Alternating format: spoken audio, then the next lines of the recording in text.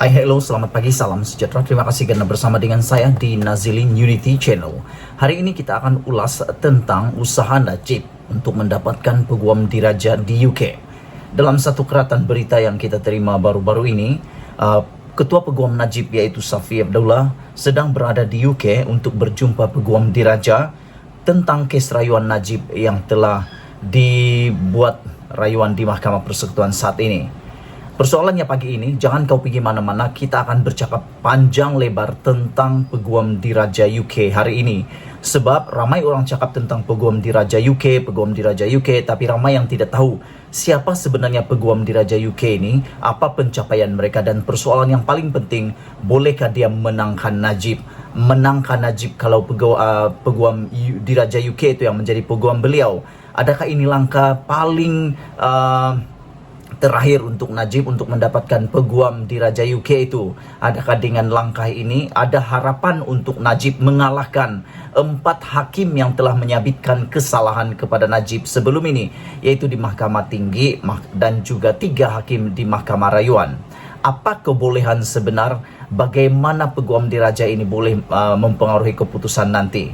Tapi sebelum itu, persoalan yang paling penting juga adalah, mahukah Queen Elizabeth membenarkan peguam diraja UK ini mengambil alih ataupun membantu Najib di dalam kes rayuannya? Tapi sebelum itu, mari kita telusuri dulu apa sebenarnya itu peguam diraja. Sebab ramai orang sebenarnya tidak tahu apa itu peguam diraja. Dan sebelum kita habiskan tentang persoalan mahukah Queen Elizabeth meluluskan permohonan ini atau dia membenarkan, baginda membenarkan atau tidak, kita belajar dulu siapa itu peguam diraja. Sebab bila kau tahu tentang ini, kau akan tahu, kau akan dapat nilai sendiri adakah Queen Elizabeth, baginda Queen Elizabeth akan membenarkan para ataupun salah seorang daripada peguam diraja ini mewakili Najib di dalam kes rayuannya di Mahkamah Persekutuan Malaysia. Ditambah lagi sekarang ini kes tersebut amat populer di seluruh dunia. Nomor 2 lagi sekarang mungkin boleh kita katakan, mungkin nomor 1 sekarang perang Ukraine Rusia. Tapi mungkin yang kedua, kalau di mahkamah, nomor 1 mungkin adalah pendedahan skandal 1MDB yang telah ditulis oleh media sebagai rasuah terbesar di dunia yang melibatkan pelbagai jenis orang, termasuklah mantan Presiden Amerika yang telah dikaitkan oleh Tim Lesner, bukan Donald Trump tetapi menantunya. Baik, kita tengok dulu apa itu peguam diraja UK. Baik, peguam diraja UK itu kalau dalam bahasa Inggris dipanggil Queen's Counsel. Kita akan sebut ini bermula sekarang sebagai QC. QC ialah pejabat yang dianugerahkan. Pejabat itu maksudnya jawatan yang tinggi yang dianugerahkan oleh mahkota yang diiktiraf oleh mahkamah. Jadi sebenarnya QC ini hanya boleh diperoleh apabila Queen Elizabeth menganugerahkannya. Bukan sekadar lulus seperti memohon kerja, tapi diluluskan oleh baginda Queen Elizabeth di England. Mereka ini adalah mempunyai keahlian yang istimewa untuk duduk dalam bar mahkamah dalaman. Istilah ini diiktiraf sebagai penghormatan yang tertinggi. Memandangkan ahli-ahli ini memakai gaun sutra dengan reka bentuk tertentu, pelantikan sebagai penasihat permaisuri dikenali secara tidak resmi. Pelantikan sebagai permaisuri dikenali secara tidak resmi sebagai menerima, mendapatkan atau mengambil sutra, dan QC selalunya dalam bahasa sehari-hari dipanggil sutra. Pelantikan ini dibuat dari dalam profession undang-undang berdasarkan merit dan bukannya tahap pengalaman. Ini penting untuk kita ulas, yaitu pelantikan ini dibuat dalam profession undang-undang berdasarkan merit, bukan tahap pengalaman tertentu. Meritnya apa? Nanti kita akan cakap, jangan kemana-mana. Kita akan lihat apa merit yang dimaksudkan ini. Walaupun kau berpuluh-puluh tahun menjadi peguam, belum tentu kau layak jadi QC. Walau bagaimanapun, pemohon yang berjaya cenderung menjadi peguam bela atau di Scotland, peguam bela dengan pengalaman 15 atau lebih. QC, pendek kata, ialah istilah yang sering kita dengar apabila kita bercakap tentang peguam. Peranan yang sangat dihormati dalam profession, ia melayakkan mereka yang dianugerahkan gelaran untuk mengenakan bayaran. Nah, ini yang paling penting kita mau cakap juga, yaitu ia melayakkan mereka merujuk kepada QC ini ataupun peguam diraja ini dilayakkan untuk dianugerahkan gelaran untuk mengenakan bayaran yang lebih tinggi kepada pelanggan dalam mengendalikan lebih banyak kes pakar. Ada dua isu yang kita mau bincang sini secara pendek. Pertama, bayaran yang lebih. Dari mana Najib mau dapat duit untuk membayar bayaran yang lebih? Yang kita tahu Safi Abdullah yang dia bayar pun lebih kurang dalam 5 juta. Ini kan pula peguam diraja. Mana mau dapat duit Najib? Sedangkan duit Najib sudah dibekukan, beliau hanya dibenarkan mengeluarkan duit 100.000 sebulan. Jadi nak bayar QC ini datang dari mana duitnya? Adakah ini adalah daripada derma-derma lagi? Kita tidak tahu. Tapi yang pentingnya disahkan di sini bahwa peguam ini dilayakkan mengenakan bayaran yang lebih tinggi dan lebih banyak case yang pakar lah. Apakah sebenarnya peguam diraja, apakah sebenarnya peguam permaisuri ataupun peguam diraja ini? Peguam diraja ini adalah peguam yang dilantik oleh raja untuk menjadi salah seorang penasihat baginda yang dipelajari dalam undang-undang atau penasihat raja apabila raja itu lelaki. Ini paling penting. Itulah soalannya. Mahukah Queen Elizabeth, baginda Queen Elizabeth, membenarkan salah seorang daripada QC-nya ataupun peguam dirajanya untuk mewakili kes Najib yang sudah 4 hakim kalah? Yang sudah 4 hakim mengatakan Najib kalah. Adakah dengan ini Queen Elizabeth, baginda Queen Elizabeth yang adalah ketuan ataupun boleh katakan semua QC ini adalah penasihat baginda, maukah beliau melepaskan penasihat baginda ini untuk membantu Najib yang sudah disabitkan kesalahan ini bukan 1 mahkamah tetapi 2 mahkamah, bahkan semua hakim bersetuju sebulat suara. Apabila raja itu lelaki, sebelum tahun 1995 hanya peguam boleh dilantik sebagai QC, tetapi sistem telah diubah supaya peguam cara juga boleh. Biasanya QC boleh mengenakan bayaran kepada pelanggan mereka lebih banyak daripada peguam biasa. Kita sudah ulas ini tadi, dari mana duit Najib untuk membayarnya. Itu persoalan paling basic lah. Sebab QC ini akan mengenakan bayaran yang lebih tinggi daripada peguam biasa dan akan mengambil lebih sedikit case daripada peguam biala tanpa gelaran. Case-case ini cenderung menjadi lebih kompleks dan memerlukan tahap kepakaran yang tinggi.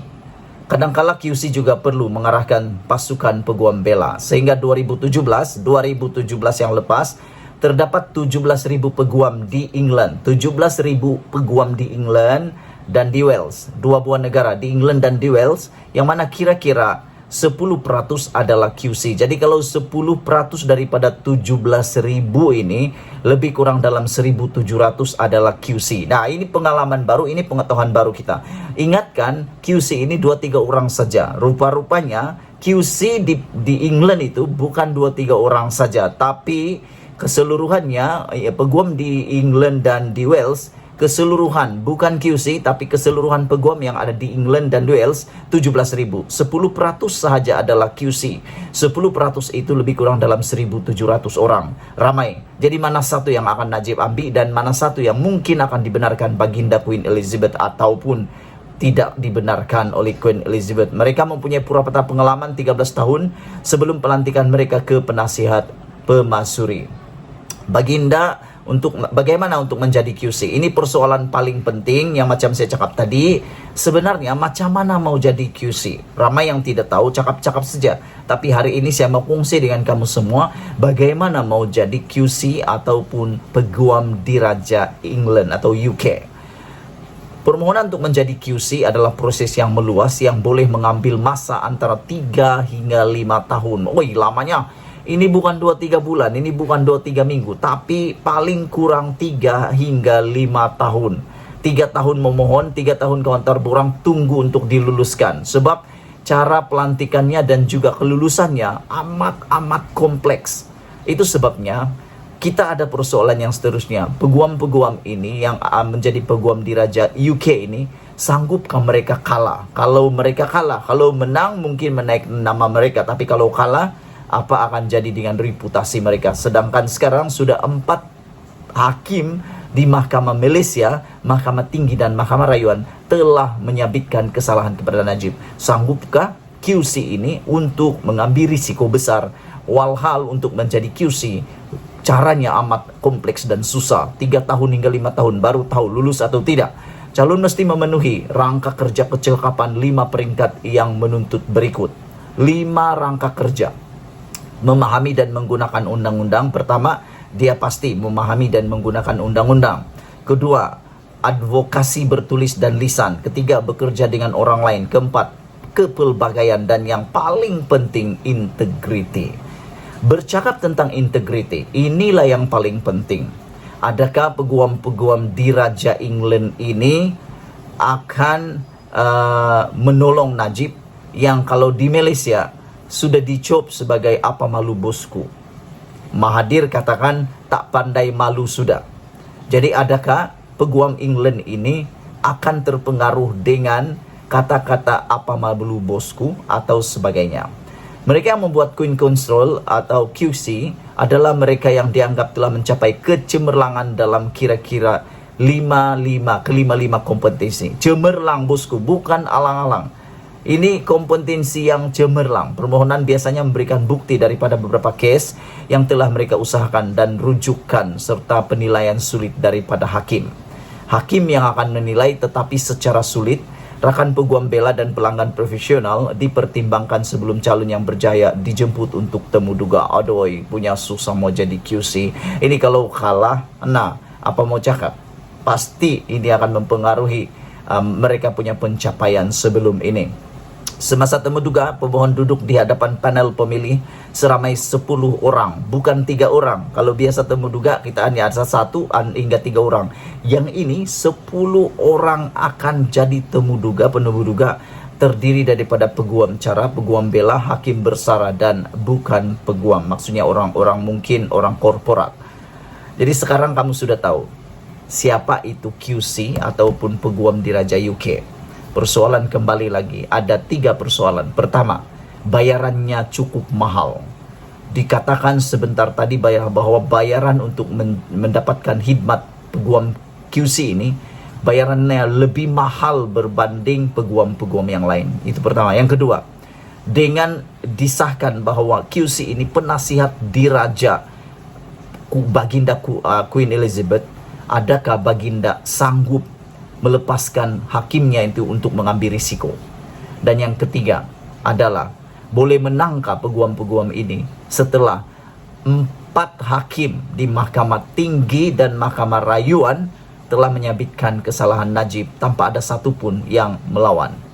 Bermaksud ada kemungkinan Najib mungkin akan ditolak oleh Queen Elizabeth, Baginda Queen Elizabeth. Kita tidak tahu. Kita tunggu berita daripada Safi Abdullah, ketua peguam Najib yang sedang berada di England sekarang. Adakah beliau berjaya untuk meminta bantuan atau memujuk Queen Elizabeth dan pasukan QC?